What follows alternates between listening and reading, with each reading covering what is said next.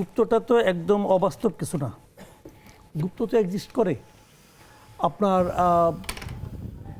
সত্যি কথা বলতে কি, আমি একটা কথা বলি আর মাঝখানে, এই ছাত্রদলের সভাপতি আছেন রাকিব, ও একবার একটা কথা বলছিল যে এখন তো প্রমাণ হলো যে ছাত্র লীগের মধ্যে ছাত্র শিবির ছিল এবং কমিটিও পাওয়া গেল। যখন নাকি ফরহাদ অথবা সাদিক ক্যামেরা আসলো, তখন কিন্তু রাকিব বলছিল যে আপনাদের তাহলে গত 15 বছরে নিশ্চয়ই আপনাদের কমিটি ছিল, ঢাকা বিশ্ববিদ্যালয়ের আপনাদের কমিটি ছিল, সেই কমিটিগুলোর নামটা আমাদেরকে দেন। ছিল তো কমিটি, কমিটির নামটা কিন্তু শিবিরে দেয় নাই। দেয় নাই কেন? কেন দেয় নাই? দেয় নাই এই কারণে তারা বিভিন্ন দলে ছিল। তখন তো শিবির বলার কোনো সমস্যা নাই, শিবির তো তখন তো পাওয়ারফুল। দেওয়া উচিত ছিল তাদের যে এই আমাদের কমিটি ছিল, এই কমিটির লোকগুলো এখন এখানে এখানে আছে।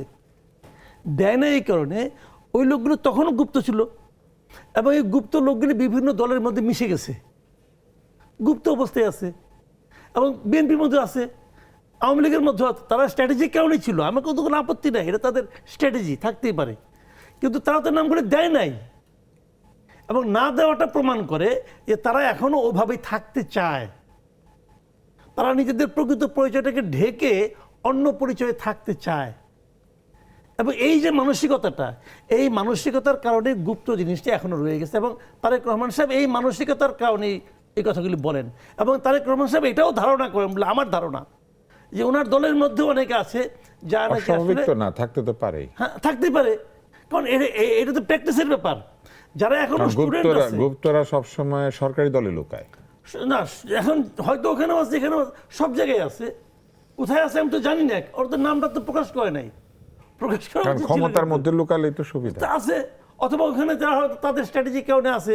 কাজেই গুপ্ত বলাটা তারেক রহমান সাহেবের খারাপ হয়েছে এটা আমি মনে করি না, উনি এটা বলতেই পারে, কারণ উনি হয়তো আনকমফোর্ট ফিল করতেছে ওদের কারণে, কিন্তু বলতে পারছে না কারণ ওনার কাছে প্রমাণ নাই। গুপ্ত শব্দটা অভদ্র না, কারণ অনেক বরঞ্চ অভদ্র আমি মনে শব্দ করি এই ব্যবহার সময়ে করা হয়।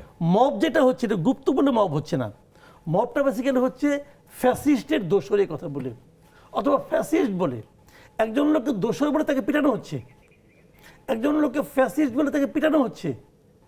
এটা হলো সমস্যা, এটা হলো মব। এবং আমি মনে করি যারা এগুলি করছে যে ফ্যাসিস্টের দোষর বলে পিটায়, তারা বেসিক্যালি ফ্যাসিস্টের বাপ, এটা আমি পার্সোনালি মনে করি। কারণ ফ্যাসিজম তো ভাই গাছে ধরে না, ফ্যাসিজম জিনিসটা কি, তাই না?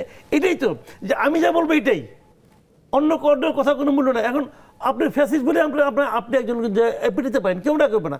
ও ছাত্রলীগ করতো, একতা করতো, ওদের পিটাও, এটা কি আইনে বলে? আইন এটাকে দেয়? আপনি তো বলতেই পারেন, আপনি যদি মনে করেন ছাত্রলীগ, সেটা গভর্নমেন্ট দেখবে। যদি সে ছাত্রলীগ একতা করতো, গভর্নমেন্ট দেখবে। আপনি পুলিশকে বলেন এই লোকের ছাত্রলীগ করতো, পুলিশ থেকে ধরে আনবে যদি সে এখন কোনো অন্যায় করে। এখন একতা করতে যদি অপরাধ হয়, তাহলে একতা তো ওরাও অপরাধ করছে, একতা তো সার্জিসে করছে, হাসনাত আব্দুল্লাহ তো একতা করছে, একতা সে ছাত্রলীগ করতো না, তাহলে ওদের তো ধরা উচিত। তখন ধরতেছেন না, যে কথাটা আপনি একটু আগেও বললেন যে এই যে করছে, এই যে আপনার দেখেন, আমি একটা কথা বলি, এই যে গণভবনকে তারা জুলাই বানাইছে, স্মৃতি জাদুঘর বানাইছে। দেখুন, জুলাই জাদুঘর বানানো কোনো আপত্তি নেই আমার, এটা হওয়া উচিত, এত বড় একটা ঘটনা, আপনাদেরকে জাদুঘর বানাবেন। কিন্তু আপনারা করলেনটা কি? তারা হুরা কইরা আপনাকে গণভবনটা করতে হবে। দেখেন, বাংলাদেশে জাদুঘর বলে 3টা জাদুঘর আছে। একটা হলো জাতীয় জাদুঘর, যার আয়তন হইল 7.82 একর, মানে প্রায় 8 একর জায়গার মধ্যে একটা জাদুঘর করছে। ভবনটা অর্ধেক জায়গাতে, অর্ধেক জায়গা খালি। আর আরেকটা হলো আপনার মুক্তিযুদ্ধ জাদুঘর, সেটার আয়তন হলো 0.82 একর জায়গার মধ্যে করছে। তাও এটা আবার ট্রাস্টের, ওটা সরকারের না। আরেকটা করছে জুলাই জাদুঘর, এটা পরিমাণ হলো 14 একর জায়গার উপর। আমার কথাটা হলো, আপনি জাদুঘর করেন, তাহলে জুলাইটাকে মুক্তিযুদ্ধের চেয়েও বড়, জুলাইটাকে আমাদের জাতীয় জাদুঘরের চেয়ে বড়। আপনি জাতীয়, আমি তো মনে করি মুক্তিযুদ্ধ জাদুঘর আলাদা করার কোনো দরকার নাই। আমাদের একটা ন্যাশনাল মিউজিয়াম থাকবে, তার মধ্যে একটা কর্নার থাকবে মুক্তিযুদ্ধ, একটা কর্নার থাকবে আপনার কি বলে ওই জুলাই, একটা কর্নার থাকবে এরশাদ বিরোধী আন্দোলন। আপনি বিভিন্ন কর্নার রাখেন, জাদুঘর জিনিসটা একটা মিউজিয়াম রে ভাই, এখানে সমস্ত কিছু আমরা পাবো। জাতীয় জাদুঘরে কিন্তু আপনার এই যে জিয়াউর রহমানের যে প্রতীকগুলি, জেট ফোর্সের এগুলি সব আছে কিন্তু। তো মুক্তিযুদ্ধ জাদুঘর আলাদা করা তো আমি পক্ষে না, আপনি এটা জানেন, সব এক জায়গায় রাখেন।